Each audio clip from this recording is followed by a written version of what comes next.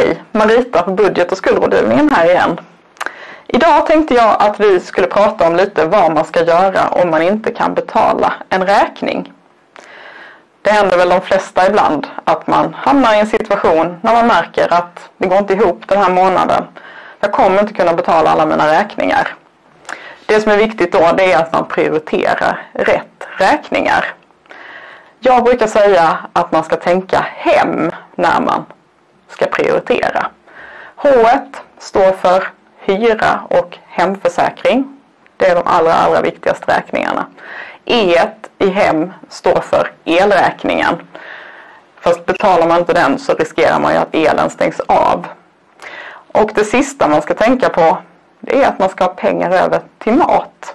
Maten kommer ju inte på en räkning, men man måste ju se till att när man har betalat räkningarna så ska man ha pengar över till mat. Viktigt att tänka på. Och sen när man har de posterna under kontroll, då kan man se vilka andra räkningar man ska betala.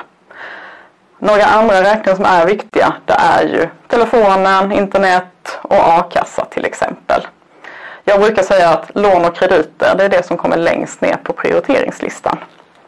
Och är det så att det blir någon räkning du inte kan betala, så är det jätteviktigt att du kontaktar den som har skickat räkningen till dig. Det finns alltid lösningar om man inte kan betala. Ofta kan man få göra en avbetalningsplan eller kanske få lite mer tid på sig att betala räkningen.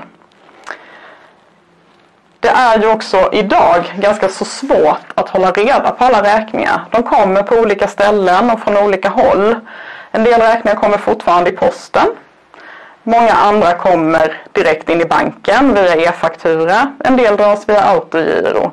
Och sen har vi en del som också kommer i appar eller i mejlen. Och det är de som jag själv tycker är ganska svåra att ibland hålla reda på. Men det är superviktigt att man har koll på det.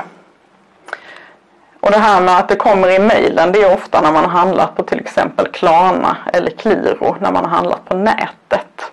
Så de är jätteviktiga att hålla reda på. De blir också väldigt dyra om man inte betalar dem, för de lägger på ränta på en gång. Och lite om det här, vad som händer om man inte kan, när man inte kan betala en räkning, det ska vi prata om i en annan film.